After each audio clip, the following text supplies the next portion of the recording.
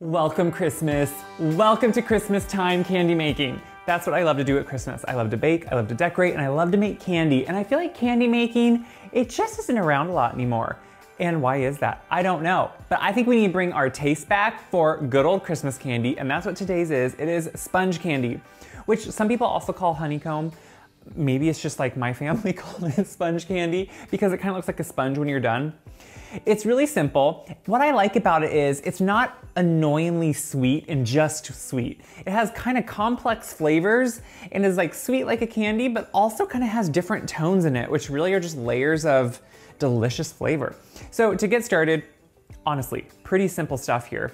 We're gonna spray our pan. I always like to get things done ahead of time that we're gonna need in the end, because when candy making, you always wanna have everything ready, because when the sugar mixture is hot, you wanna be ready to go and put it all together. So that's for when it's all done, but we're working backwards kind of. So to put the actual mixture together, it kind of is some odd ingredients, but it's kind of just like some important ingredients too. So first what we put in is some dark Caro syrup. I know it's kind of one of the only times in life I use dark Caro syrup, and honestly, I don't usually use Caro syrup in general that much. Corn syrup is one of those things that, yes, it has a nasty name, but it's not high fructose corn syrup, it's just corn syrup, and this is a candy, so you eat it sparingly, and it's needed in this. So I put that right in there, and then we're gonna add in some sugar. I know, you're surprised that candy would have sugar.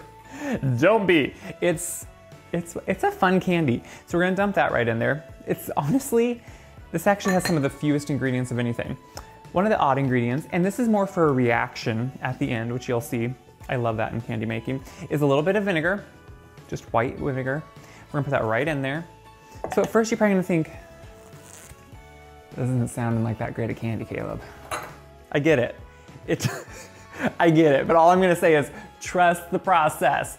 My grandma loves sponge candy, which I know all I ever kind of use the excuse of is my grandma did it. What more of an excuse do you need? If a grandma likes it and it's good, it is good for you and you will enjoy it. It's just good, trust me. So now we're just gonna put this on the stove and we're gonna slowly heat it up. So the really big thing in candy making is temperature, temperature, temperature.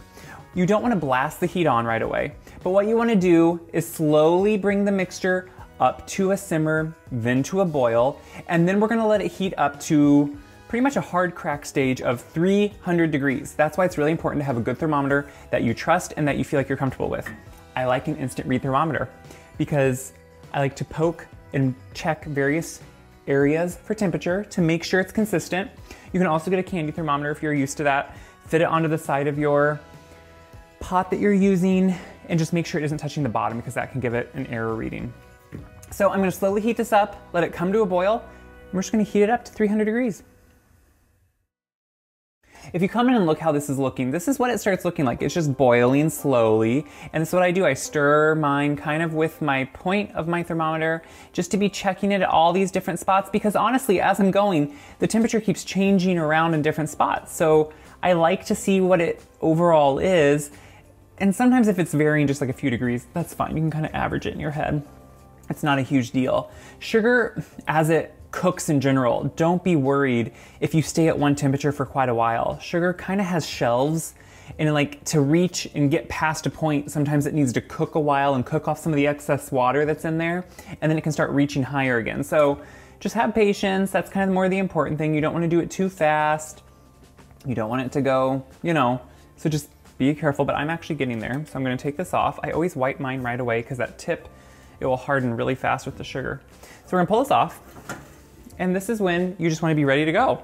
So I set it there and I put in my baking soda. This is what creates a reaction. We do this with a lot of different things, and look, as you stir it, it's going to, see it's foaming up. Yes, it's getting that really weird honeycomby look. You just really wanna stir in that baking soda. Don't be too scared. And then just pour it out. Oh, it's like a weird monster and I just love it. It is, it's just weird and it kind of keeps growing. This is kind of the fun part. Let it sit there, let it grow on its own. I do not like to spread it out because that creates a different texture. You wanna let it just sit and move and kind of grow on its own, because then it's gonna be lighter and airier and really be more like a sponge which this is a sponge you actually want to eat. So I'm gonna let it sit here. I'm gonna let it cool. I sometimes will just tip it slightly if I want to get it to the other side of the pan. I just am not going to spread it.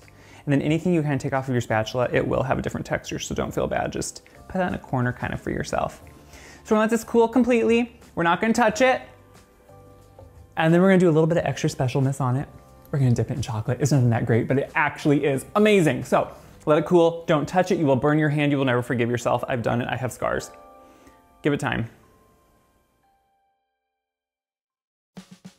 Here it is. You can see it somewhat falls, but you still see all those bubbles and crevices, so you know it still has a really nice light texture. So at this point, all you do is break it up in whatever pieces you want. You could eat it like this, but don't. So there's really no right way. Just kind of however the world wants you to break it. You can just break it into pieces. Like, look at that beautiful, airy, sorry, I had to taste it. I love it. It's weird. It's not like it has tons of strong flavors. It just has more, I don't know, this weird subtle, like it has like that play on bittersweet flavors, which I love. Now, it's totally fine by itself. I rather enjoy it. But I think to really balance out the flavors, especially those undertones that are in it, you need to do something to it. I like to dip it in chocolate. You could do a couple different ways. So one way, you could just take the top of it, and this is just a good dark chocolate. I like the sweet, bitter flavor of that dark chocolate. I think it plays well. Just do the top, look how pretty that is, and then just let it dry. You could also, if you want to, kind of do a side dunk. These are all these important methods, you guys. There's gonna be a quiz on this at the end. This is the side dunk. Set it there. As you can see, there is no right way. There is no wrong way. I do think though the chocolate definitely, it finishes it kind of in the way that it needs to be. I like to kind of do maybe half of it, dip it in chocolate, the other half I leave. Usually what everyone picks are the ones with chocolate on them because how do you not? But I actually really like the ones without the chocolate, so it can go either way.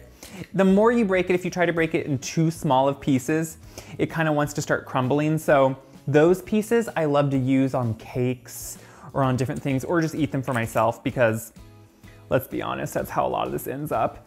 It's just for ourselves. But look how fun that is, and it's so simple. You can do whatever chocolate you want, but I just really would. I would just recommend that you try it in the dark chocolate because it really finishes it off. So all you need to do is once you dunk them, you just let them sit there. You let them just kind of cool just to the touch, and then it's just ready to go. So you can store this in an airtight container, and that's really any candy, and I like to keep it at slightly cooler room temperature. So like I have an unheated garage, I'll put it in airtight containers and leave it out there. Chocolate, if you let it get too cold, like in the freezer, it would actually kind of get a white film on it, it blooms.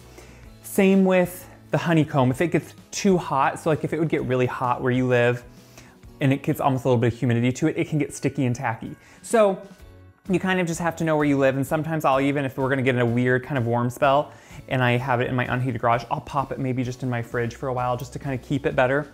But as you can see, this is just kind of, what I love about it is it's a different candy. It's not one everyone's gonna have. It's kind of one that maybe certain people will remember or have nostalgia about, but you're gonna create new memories with it. And it's a beautiful one too. So those need to cool, but I will taste it. I do, I love it. I would say it's a little bit more of an adult, nuanced candy. You get a little bit of those different flavors in it, a little bit of the bitter undertones, but for you guys, I would only do this for you, for research. Let me dip it. Okay. You put the chocolate with it. It balances all those flavors out. It's really fun. It's really good. I hope you try it, because I think it could be one that you would add to your repertoire at Christmas. Have something different, whether you're giving a lot of boxes away this year, cookie boxes, cookie plates, candy plates, whatever it is. It's a fun one to try and add to yours. So as always, what helps me the most is when you guys share these videos around. And I love to see your comments on them, because every time I put one of these out there, it's like I'm inviting you into my home and on my farm, and we can just share this time together, so it's fun to see how you use these. As always, check my website, wiseguide.com, for this recipe and other great recipes, tips, how-tos, whatever it is. Come on, stay a while. And I'm glad you were here today. Hope you enjoyed the video. Go make some of these because I have a lot more to dunk. So until next time, let's all share some Christmas joy with some candy.